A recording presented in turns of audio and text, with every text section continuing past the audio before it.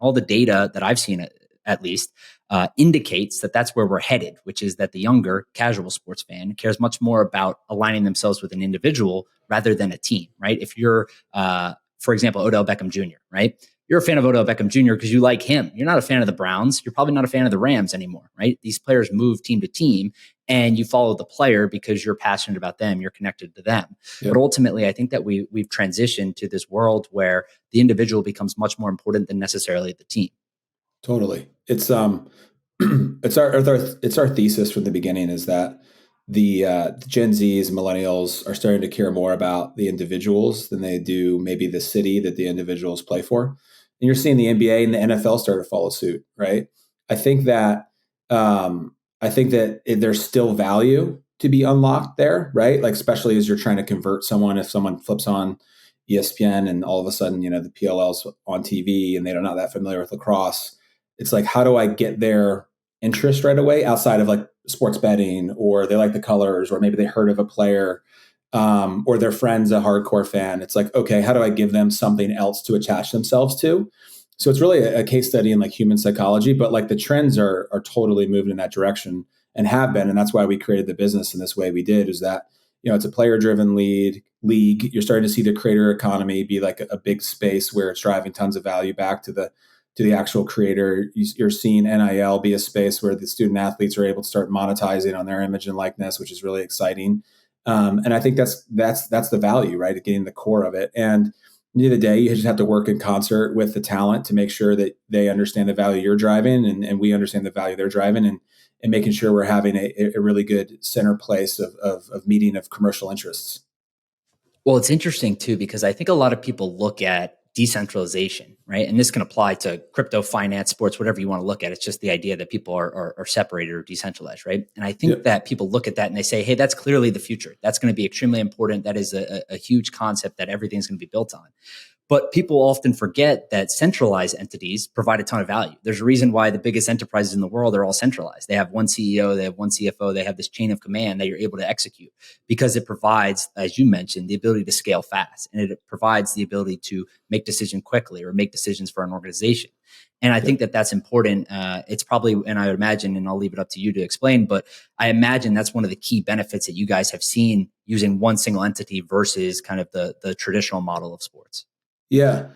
So totally agree. I think there's two like conversations around this. There's like the conversation around centralization of our assets, and it allows us to get scale faster than a traditional league for two reasons. One, on the sponsorship side, which is a huge revenue vertical for us, it allows us to sell all of our assets, all of the IP, and work with our players to bring them on as brand ambassadors as well.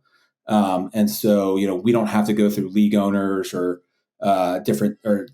team owners, or even league owners that are like, there's lots of different layers. We have that sort of mentality of like speed of business and high velocity. And so we want. And how would that work normally? Each individual team would have a CMO that you would basically have to go through and coordinate these deals with? Yeah. If it's a player that a brand wants to come into and it's local, but it's coming through like the league entity, we'd have to go to the league GM and then the league's marketing department. And then you have to go through the Players Association, and then you have to go through the agents. And there's just like multiple layers to get the check to check off the list before you can package a deal, right? And that's why you'll see commercials where there's like, I think I saw a commercial recently for the Final Four where it was, I forget the brand, but it was basically like there was no IP, no marks on a player, and he was playing basketball, and it was just like a blank jersey, and it's just the quality of the commercial didn't seem as premium because they weren't paying for the licensed marks and IP that player played in the NBA, I think it was. And so like you have to be able, so the brand has to be willing to pay for the IP marks and then pay the athlete. And so for us, when we go to a marketer, we say, hey, you just talk to us. We own all the assets. We own all the IP. We work with our players to bring them in. If there's no conflict with their existing sponsorships, we'll fold them into this partnership. As long as they agree and you agree it's a right fit, we'll do all the heavy lifting. We'll work with their agent if they have an agent, and then we'll package everything together. And it's not multiple different parties that have to buy in. So that's really easy for a buyer to do. The second piece, so that's like one big piece of the single entity. The second piece is just speed of decision, like I talked about. There's just like so many small decisions that in a traditional trade association need to get like above a certain threshold of majority vote from the owners. And for us, it's like, hey, we have thresholds internally around like budgets and just any sort of corporate governance any company has. But then it's just the management team and our board of directors. And so if we need to do something, we just go to the board and we say, hey, we need to get this done. Here's why. Here's the case. This is what the players want. Like, for example, we're rolling out new workers' comp, which is like incredibly nuanced and don't want to go down the path, but it's like really, really tough for any pro athlete, and the handling of it, the space is broken. It's ripe for disruption. Anyone wants to get in the workers' comp space. But we were able to, we decided to spend a lot more to go out and work with a specialist to bring in workers' comp. We surveyed the players. They didn't like our former workers' comp strategy. So we went to our board and said, hey, this is going to be an investment, but it's for the long-term happiness of the players. And a quick decision was made. We were able to move quickly. We have a new workers' comp rollout for the players this year.